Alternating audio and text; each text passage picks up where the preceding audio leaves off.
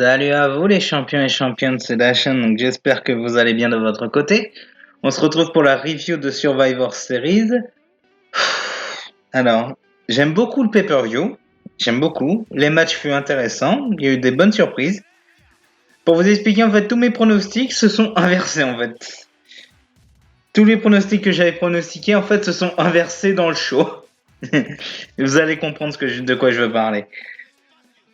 Donc, il y a un seul truc qui m'a dégoûté, c'est la fin du dernier match. Le reste, ça passait. Mais sinon, la fin du dernier match, c'est une blague. Je sais bien qu'ils ont fait ça, dédicace à Stury, pour que tout le monde reste fort, mais je suis dégoûté de la fin du match.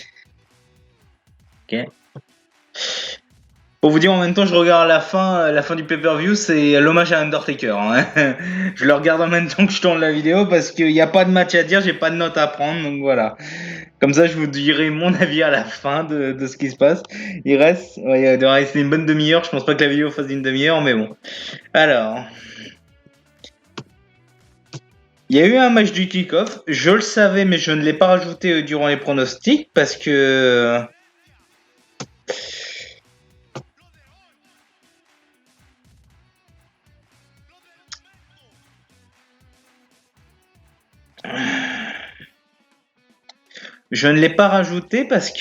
simplement c'était un match qui m'intéressait que dalle. Donc c'était une bataille royale entre Raw et SmackDown. Et du coup, c'est le Miz qui a remporté la bataille royale en éliminant en dernier Dominic Mysterio. Ok. Le match a duré 12 minutes, donc voilà. Le premier match. Alors là, j'ai pris des notes. Alors, le premier match, c'était le match traditionnel Survivor Series de Raw.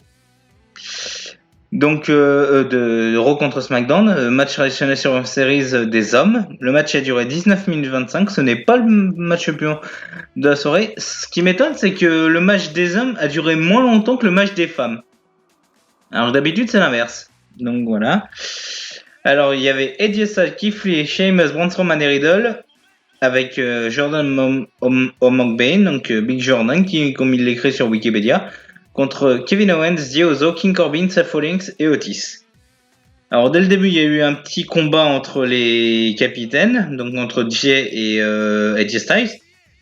Le saucement de Jey pour Corbin. Ensuite, il y a eu Riddle qui est apparu, ils sont beaucoup enchaînés sur Riddle avec les pieds. Ils sont beaucoup pris au pied de Riddle. Et il y a un truc que j'ai pas compris.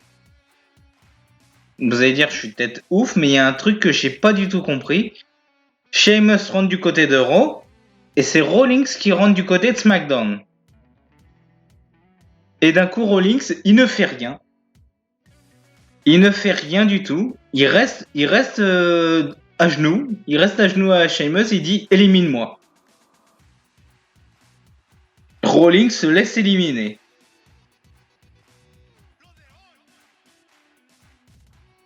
Alors, je ne sais pas d'où vient le sacrifice de Rollins. Qu'est-ce que ça veut dire cette histoire? Après, il y a eu un affrontement entre Keith Lee et Otis. Il y a eu un enchaînement de stunner, mais à cause de ça, Owen se fait éliminer par Styles avec un phénoménal forearm. Styles a failli se faire éliminer, mais c'est Corbin qui se fait éliminer par une association de combo Edge Styles et Riddle.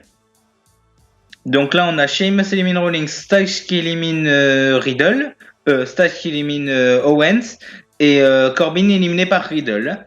Pour l'instant, il y a 3 des teams de Raw qui ont éliminé 3 des teams de SmackDown.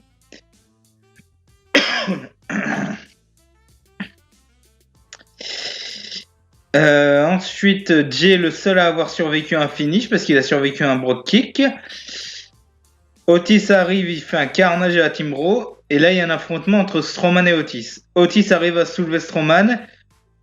Et Strowman qui arrive à éliminer Otis après une petite intervention de Riddle. Du coup, Strowman qui élimine Otis. Il reste que un membre du team SmackDown, Jey Uso, et il y a un seul de Raw qui n'a pas éliminé une personne de SmackDown. Là, mauvais commencement pour SmackDown. Là, il y a un combat entre le capitaine et la Team Raw complet. Keith Lee qui arrive à prendre Jay après un splash et il finit avec le Spirit Bomb. Donc chaque membre de l'équipe de SmackDown a éliminé chaque membre de l'équipe de SmackDown s'est fait éliminer par un membre de l'équipe de Raw. Mais il y a un truc que j'ai toujours pas compris, c'est quoi le sacrifice de Rollins?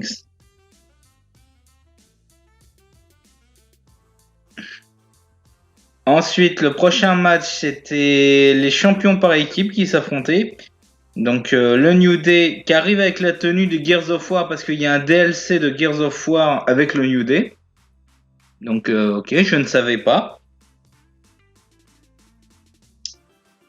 Après, il y a du coup un petit speech des Street Profits, mais il y a le combat. Kofi Kingston qui se fout de la gueule de Montez Ford parce que il a un gobelet rouge, il le balance. Montez Ford était le MVP du match parce qu'il a survécu à tuer. Il a résisté le plus longtemps. À la fin du match, parce que j'ai rien d'autre à raconter sur ce match, il y a eu un Trouble in Paradise porté par Montez Ford. Il y en a eu un joli combo des Profits et victoire de SmackDown, ce qui fait 2-1 techniquement avec le kick-off. Mais si je compte pas le kick-off, vu qu'ils l'ont pas compté il y a 2 ans, si je ne compte si je, si je ne compte pas le kick-off, donc du coup ça fait un partout. Et à la fin, on a une belle preuve de respect entre les deux équipes championnes. Ensuite, le prochain match, c'était Bobby Lashley contre Sami Zayn, les champions mineurs. Le match était une grosse blague. Sami Zayn a toujours essayé de fuir. Il a toujours essayé de fuir le maximum de plus de fois possible. Et dès qu'il prenait un tout petit peu l'avantage, c'est parce que Bobby Lashley était un petit peu en désavantage suite à un petit compte de Sami Zayn. Franchement, ce match est une vraie blague. Et du coup, victoire d'Euro, Sami Zayn s'est fait avoir facilement avec la prise de soumission de Bobby Lashley, le Hurt Lock, je crois que c'est comme ça que ça s'appelle. Et du coup, victoire d'Euro. Sami Zayn c'est juste un comique dans ce match. Le match a duré 7 minutes 50 et je vous ai pas dit le match de champion par équipe, le match des champions par équipe a duré 13 minutes 40. Le prochain match, c'était le match féminin. Donc le match féminin normal, championne d'Euro contre championne de SmackDown. On avait Asuka, championne d'Euro contre Sasha Banks, championne de SmackDown. Donc le match a duré 13 minutes 05. Il y a eu beaucoup de duels au niveau de soumission durant ce match. Il y a eu 2 Uncle Lock, un Asuka Lock et 3 Ben Sankman, je crois. Les deux qui sont revenus au compte de 9.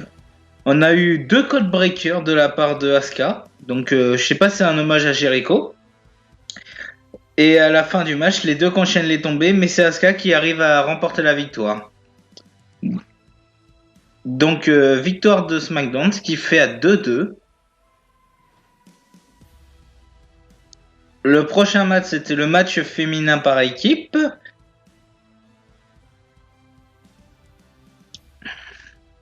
Donc on a super, je vous ai pas dit les participants. Donc Team Raw, Shayna Baszler, Nia Jax, les championnes par équipe, avec Lana, Peyton Royce et Lacey Evans contre Bianca Belair, Ruby Riott, Liv Morgan, Bayley et Natalia.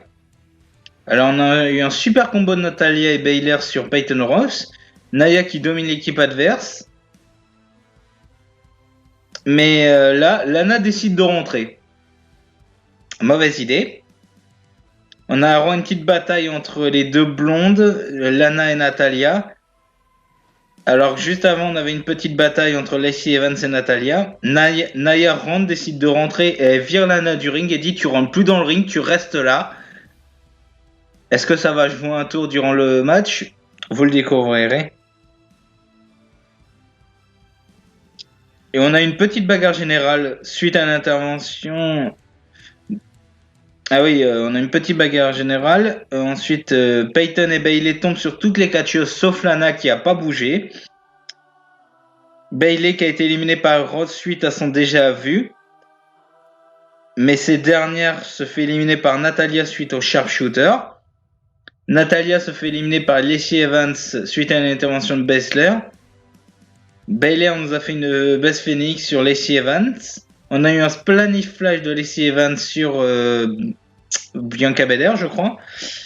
On a eu un petit combo du Riot Squad sur Naya, mais Baszler qui arrive et élimine Ruby Riot avec sa Kirofuna Clutch. Et il y a eu un tombé de Lacey Evans après un combo de Liv Morgan. Franchement, le combo il était très cool. Liv Morgan qui est éliminée par Nia Jax, Belair qui est la dernière. Alors que je comprends pas, Bayley est censée être la capitaine, mais c'est la première éliminée. Et donc Belair qui arrive à survivre à Nia et arrive à survivre au Kirofuna Clutch de Baszler jusqu'à la corde. Et Baszler du coup se fait disqualifier. À la fin, on a Nia contre Belair. Et les deux se battent à l'extérieur. Et au compte de 10, les deux ne sont pas retournés dans le ring. Nia était trop loin. Belair a failli revenir au compte de 10, mais se fait disqualifier aussi. Et du coup, la seule survivante de Raw, c'est Lana qui n'a pas bougé durant tout le match.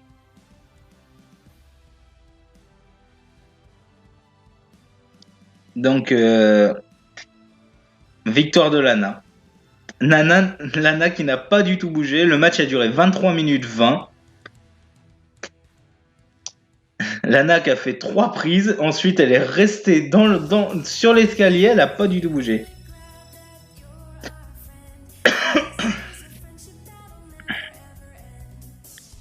Alors, le dernier match, le match final, c'était les deux champions majeurs. Le match, c'est le plus long de la soirée qui a duré 24 minutes 50. Quasiment 25 minutes de match. On a l'entrée de McIntyre qui est arrivé avec son kilt et l'épée. Et la fameuse épée qu'il a, en fait, c'était un cadeau de Stephanie McMahon et de Triple H pour Vince McMahon quand ils étaient en Écosse. Comme quoi, ça aide. Il y a eu beaucoup de pression au début du match. Le public qui crie You suck à Reigns. Le match était à part égale jusqu'à que Reigns se fasse contrer son Superman Punch par un Future Shock DDT. Il se fait aussi contrer son Spear par un armbar. On a eu 2 Samoan Drops sur la table des commentateurs sur McIntyre de la part de Reigns. On a eu un Spear sur la barrière à l'extérieur. On a des enchaînements de tombées. Un Spear à l'extérieur plus un enchaînement de tombées mais dégagement. Le public qui chante This is awesome. On a eu 2e Spear, mais c'est pas suffisant. 3e Spear contré par un Claymore. L'arbitre c'est plus Reigns à ce moment-là. Et là, Jey Uso il arrive. McIntyre le dégage. Et Roman qui profite de cette toute petite intervention pour porter un low blow. Et il finit le match parce que Jey enchaîne avec un super kick. Et Roman fait sa guillotine. Victoire de SmackDown. Alors, le match est très cool jusqu'à l'intervention. C'est ça que je ne comprends pas. Je ne comprends pas pourquoi ils ont fait cette fin de match. Ils auraient pu faire autre chose. Là, ça veut dire clairement que Reigns est moins puissant que McIntyre. Reigns n'est pas capable de se débrouiller sans son cousin. C'est-à-dire que Reigns n'est pas capable de défendre son titre tout seul, sans son cousin, et il n'est pas capable de gagner un match contre un champion méritant. J'ai détesté cette fin de match. À la limite, ce que j'aurais voulu, moi, c'est que les deux tombent tous les deux KO et ils font un tomber en même temps. Voilà, mais non. Ils ont protégé Drew McIntyre. Il doit rester fort. J'ai pas du tout aimé cette fin de match. Je suis déçu de la fin. Pourtant, après, le reste du show est très bon. Mais le coup de Rollins aussi, ça, je demande des explications. Parce que là, je ne... Pas du tout.